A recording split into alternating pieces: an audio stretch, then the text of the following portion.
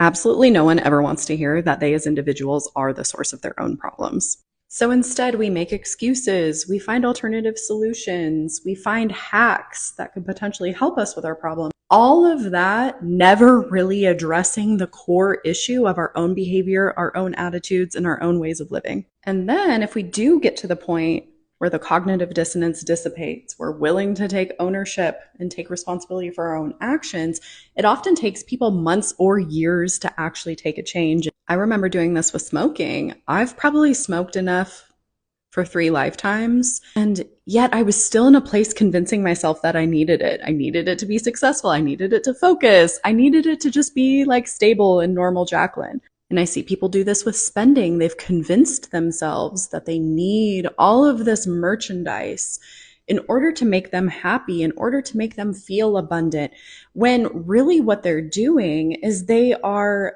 sabotaging their future financial reality. And they're kind of like gaslighting themselves into thinking they can just make more money and it'll just make up for it.